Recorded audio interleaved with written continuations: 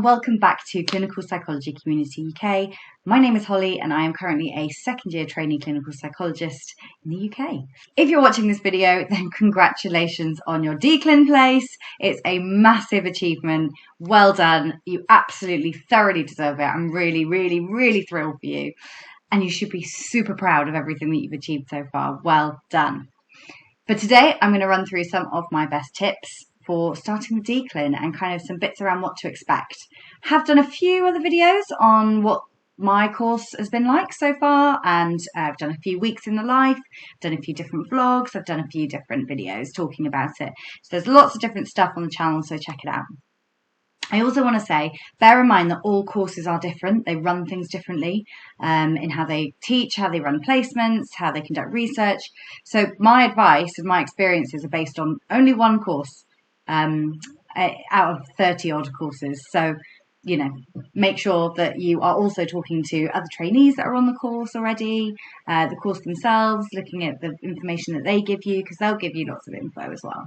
So let's get started then. Tip number 1 is to celebrate getting onto the DClin. May seem really obvious, or it might not be connected. It might not seem connected to actually starting the course, but it is really important that you actually celebrate those achievements along the way. So yes, I'm going to say about 12 times in this video, the DClin is hard. You are going to have lots of submissions. You are going to have exams possibly over the next 3 years, and celebrating what you achieve and getting into the practice of that will help you get through. Otherwise, it just feels like a relentless stream of deadlines, and that's just not what you want. So I'd advise you to do something nice with people if you want, or on your own. Go to a spa, go to the beach, sit in your house watching your favourite TV show or film, playing a game, whatever it is that you want to do to celebrate. Make sure that you do something, because it is really important to do that. Tip number 2, something a little bit more practical. It also may seem obvious, is know how you work. So yes, it may seem obvious, but you're likely to start training with a teaching block. So ours was 4 weeks, but some courses have a 12-week long teaching block, which is a lot. Like, that's a lot. That's a massive amount of teaching in one go. That is a lot of information that you will feel that you need to take in. I remember starting first year and thinking, okay, there's so much, all this information, I've got to take it all in, and I was super thirsty for all that knowledge. And actually, you know, we've all studied before. You will know what works for you. I basically started by taking a notebook with a pen and paper and writing everything down.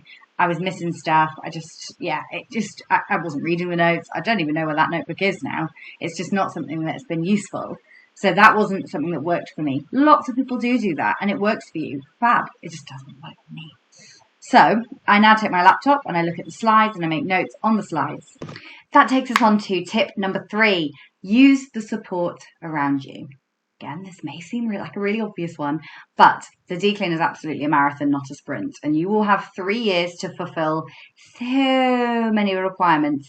But it's not just your responsibility to get through, it's also the course. They have a responsibility to help you. And each course manages this differently, but on our course, we have a course tutor who's kind of like our line manager. A personal tutor who is someone that's a local clinical psychologist that you can talk to about how stressful the course is, and they're not related to the course really in any way. We have 2 cohort tutors, so they are 2 tutors that are assigned to our cohort, our year group, so we can talk to them about different things. We have at least 5 research supervisors, usually 1 or 2 for each project. Then we have at least 1 placement supervisor at any given time. So that is a huge amount of people around you. And there is a reason for that. You know, it's a lot to juggle, and we're here to learn, and it's important to learn from all the different people. So, and I'm still learning this. Like, I'm one of those people that prefers to work through things on my own and just get on and just do things. But it's been a bit of an experience for me to learn that I can't just do that, actually. And I really do need to ask for support, because if I was just going to do things by myself, then I could have stayed at an assistant level for a long time. You know, I was in that position and knew what I was doing, and I didn't need as much support as I need now. So, because we're doing different things. So it's okay to use that support around you. And absolutely, like, you've worked so hard to get onto this course to get a place, and suddenly it's like, oh, you don't actually need to be all that. Now you're in a place where you need to ask for support. So yeah, it can sometimes be a bit confusing, but definitely use that support that's around you. And also from your cohort as well. Like, our cohort has been fantastic in sharing resources and supporting each other. And yeah, the cohort really can be brilliant. And absolutely, some people go through training and don't have that relationship with their cohort, and cohorts are getting bigger, so they might split off into different groups, and that's okay. That's just the nature of group dynamics when you're in a group of people. But the cohort generally can be really, really helpful as well. Okay, so tip number 4 is don't be too hard on yourself, or don't expect too much of yourself. So the narrative is that the decline is hard, which I am perpetuating, yes, I know. But life is actually also quite hard at times, and the decline may have to take a backseat. That's just how it is. Sometimes family are ill, sometimes you're ill, sometimes you have other things happening that need to be cared for, meaning that you might need extensions on work, you might need extensions on deadlines, and that's completely okay. If you think about actual work that you would do in the NHS as a qualified psychologist, generally deadlines can be moved, generally. They're not always really set in stone. And our course actually does generally reflect that. Like, deadlines generally, I don't know of anyone that's not had an extension approved, because it is really important that you have the extra time that you need, and usually there's reasons for why we need those extensions. It's not just, oh, I'm too lazy. Like, you're not lazy if you're getting onto a decline. It's highly unlikely. So it's okay to take that if you need it, And if you need a break because life has dealt you a tough hand, take the break. Decline and the workload are going to be there regardless, whether you take a break or not. It might just be that you finish the work 4 weeks after everyone else. It doesn't matter. Take the break, And also remember that the course have a responsibility for helping you get through it too. It's not just you. And the other thing is, in terms of expectations, like, it's impossible to engage and learn meaningfully for 8 solid hours in a day. So if you find teaching, particularly in teaching blocks, hard to engage with, don't panic. That's normal. You'll have the slides probably for all the theory and practical bits. Like, I use the slides all the time in clinical work to go back and look at what I should do and the procedures for things. It's okay to do that. It's really okay. Tip number 5 then is research decisions. So your course may have different research requirements to other courses, and you may not have any say in who supervises you. But for us, we were able to kind of choose 3 supervisors that we wanted, and the course would give us one of those. So if you do, I would try to choose people that complement you, and not people that pay you compliments, but people that will work well with you for what you need. It's really important to understand what you need from people, from your supervisors.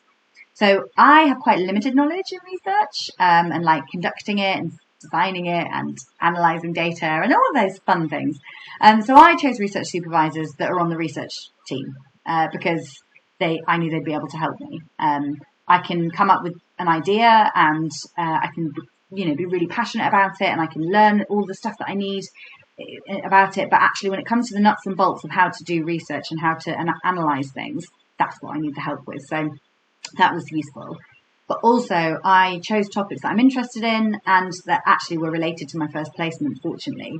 Or, an adaptation of that is choosing topics that are related to work that you've done before, because then you would already have some reading done. So my reading amount was a lot less than if I had chosen 3 different topics that were not just different to each other, but different to my placement as well, because that would be so much reading and stuff that you have to do.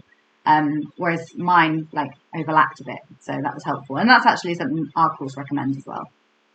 So there are ways to make your life a little bit easier on the decline, and these decisions can really help. It just will alleviate some of that pressure. Moving on to tip number 6 then, you will make mistakes. We all make mistakes. It's I feel like I'm just saying really obvious things, but going in with the attitude of, it's okay if I make mistakes, is a lot easier than everyone is going to find out that I don't know what I'm doing and I'm going to get kicked off. That's a really stressful way to exist inside your brain. That's really, really hard work, because that is absolutely how I came into training. Honestly, the imposter syndrome was super strong when I started, and my anxiety basically just took over everything on placement, and I wasn't doing work that was useful for me, were useful for clients, that actually had any meaning, because I was so anxious all the time, because I just didn't think I was going to be capable of doing things. And actually, I was just in a high anxiety state. But now, having gotten through that with supportive supervisors, ask for support, I look back on all those things that I've achieved. Like, I've done things in my last placement, my third placement, that I would never have been able to do in my first placement. And that's exactly how it should be. You know, I made lots of mistakes, and in all placements I've made mistakes, and that's okay. Like, we're learning. We have this wonderful bubble of 3 years of being trainees, which can feel infantilizing at times, but generally feels really containing and supported. That's like my reframe of it anyway. And I think when you come into training, it can sometimes feel really overwhelming of like, oh my God, training, like I'm supposed to be at a certain level. And actually, like, it really helps to try your best to get out of that way of thinking about things and think about it as, I've got 3 years of being able to say really easily, oh, I don't know. I don't know what I'm doing. And of course, it's okay to say that when you're qualified as well, because the hierarchy we work in is that there's always someone more experienced than us supervising us. So it's always okay to do that. But as a trainee, I think it's almost like a stamp of, I don't know what I'm doing. I'm not supposed to know. I'm a trainee. Like, that's okay. So go into it with that attitude as much as you can. I know it's difficult. Our penultimate tip then, tip number 7, is getting your head around everything. This is something I found really hard when I started in first year, in our first term, because our course has 2 different accreditation systems. So we have BABCP and AFT, and there's lots of different things that you need to do for those things. And then you also have the research things, all the 3 researchy bits that you have to get your head around how to do. And then you have your placement stuff, so all the different placement paperwork bits, your logbook, all of that stuff that you need to work out. And then the academic stuff, so if you've got any assignments. It's like a lot of stuff, right? So if you watch my research on the DCLIN video, it also goes through all the other bits that we have to do. And it's a lot. But try to remember, okay, I'm in first year. I actually don't need to know all of this right now. Like, and we are halfway through our second year, halfway through the course, and we are still asking questions about that stuff. It's okay. You know, don't panic about, oh, I don't really understand how we're supposed to do all of this. Everyone's probably in the same boat, and it's really normal to feel very overwhelmed with everything. Again, some courses may be different. You know, they may have a pack that teaches you exactly how everything's supposed to be. Like, it's okay.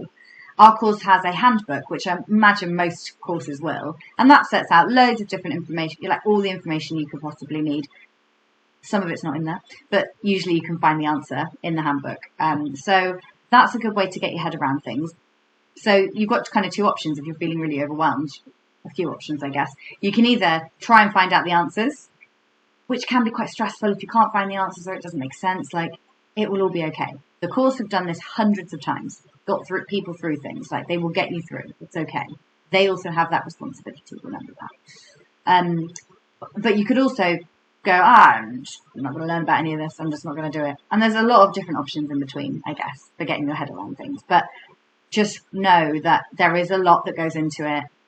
They pace it as well, so you shouldn't have to really stress about everything in your first term. It's okay. It takes time. It takes time to find your feet. Like, I didn't really truly feel like I was on the DCLIN probably until the end of my first placement, actually. Like, coming towards the end of my first placement, I was like, okay, right, now I kind of know what sort of trainee I am and, you know, what I'm supposed to be doing as a trainee, because I think that takes a while to figure out.